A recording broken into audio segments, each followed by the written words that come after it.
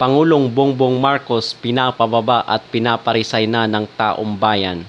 Yan ang ating tatalakayin sa videong ito. Pero bago ang lahat, mag-like at mag-subscribe muna kayo dito sa ating YouTube channel para kayo ay updated sa isyu ng bansa at isyu ng lipunan.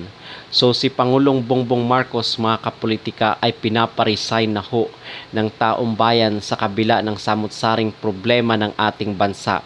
At isa na dyan ay ang sobrang taas or mahal na presyo ng mga bilihin.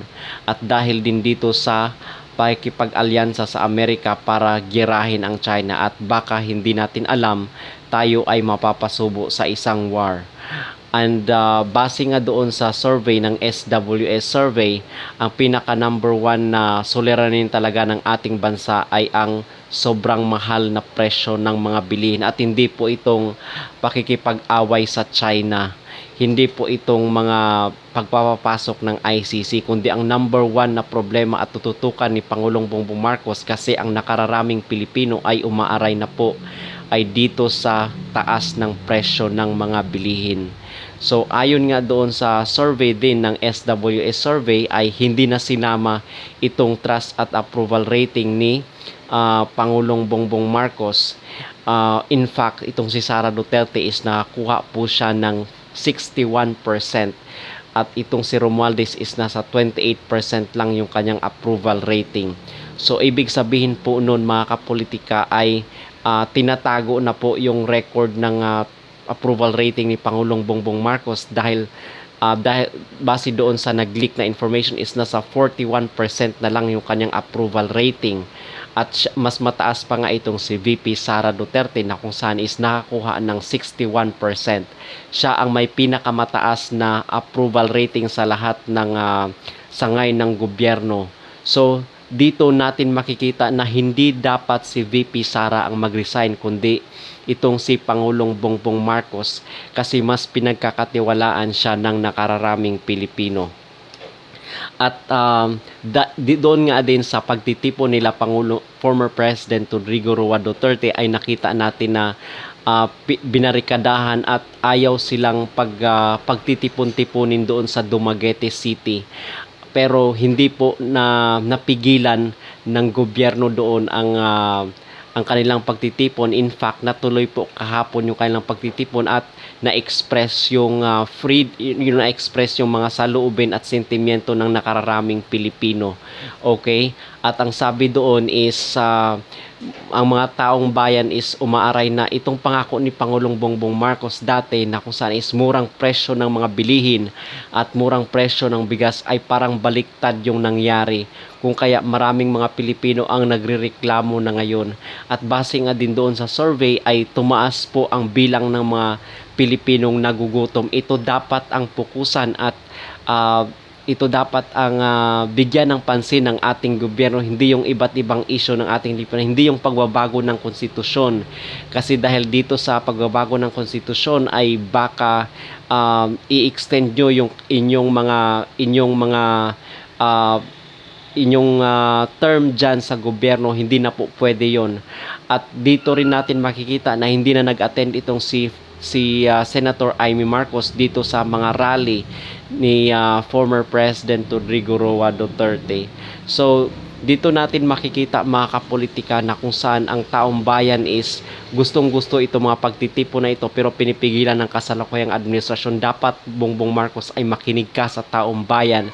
Makinig ka kung anong sinasabi ng taong bayan sa iyo, ano yung mga reklamo, ano yung hinanaing.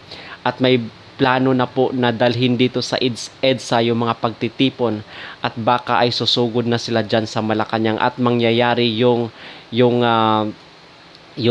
sinasabi ni former President Duterte na yung nangyari sa tatay mo ay mangyayari rin sa iyo. Wag naman sana. Okay? Kasi yung tatay mo is ginalaw niya yung konstitusyon. According doon kay former President Rodrigo Roa Duterte, ginalaw niya yung konstitusyon para mapahaba yung kanyang termino. Hindi kaya yun din ang iyong gagawin? Okay?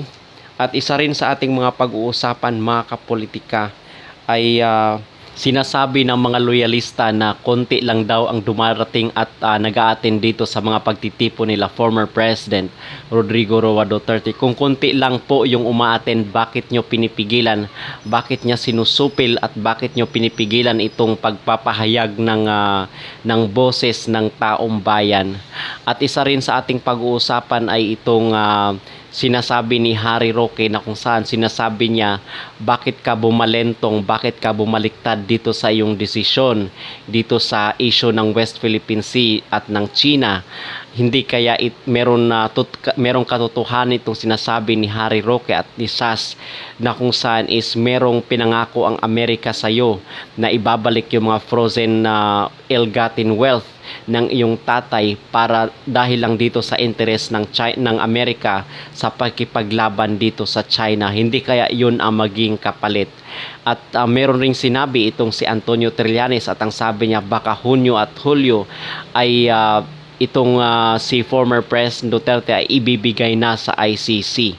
Okay, subukan mo Pangulong Bongbong Marcos na ibigay ang dating Pangulo at baka magkakagulo ang buong Pilipinas. Yun ang ating masasabi dito sa isyong ito. At sana ay sagutin mo na rin yung mga samot-saring issue ng ating bansa. Halimbawa na lang yung nahuling ipinagbabawal na gamot doon sa Alitagtag, Batangas, bakit wala ng balita?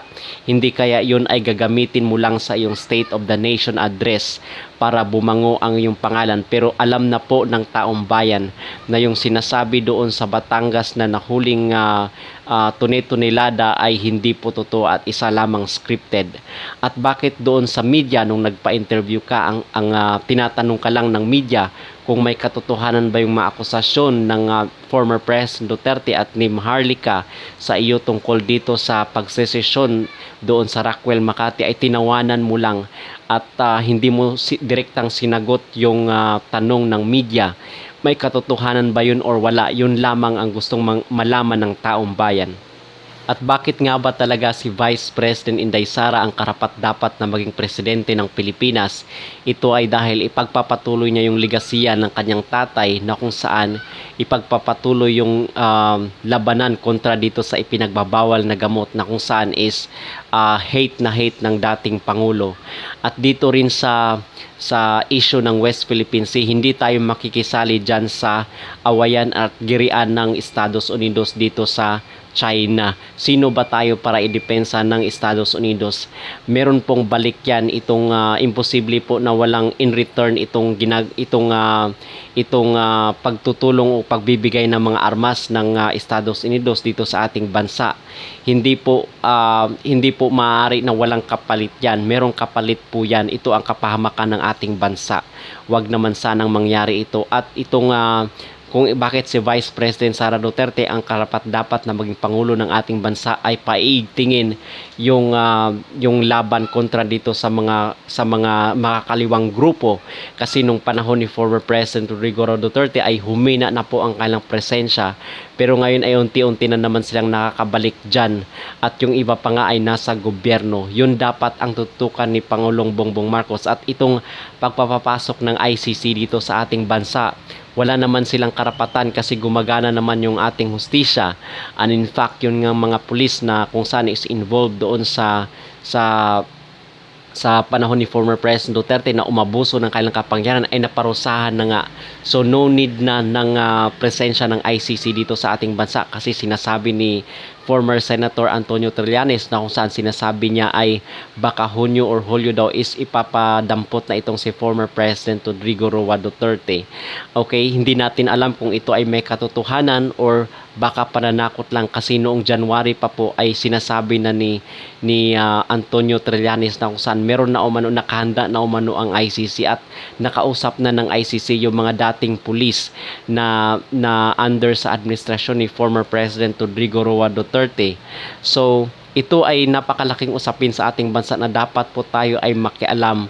At dapat lang ba na mag-resign na itong ating Pangulong Bongbong Marcos? Please comment down below. At mga kapolitika, huwag kalimutang mag-like at mag-subscribe dito sa ating YouTube channel para kayo ay updated sa issue ng bansa at issue ng lipunan.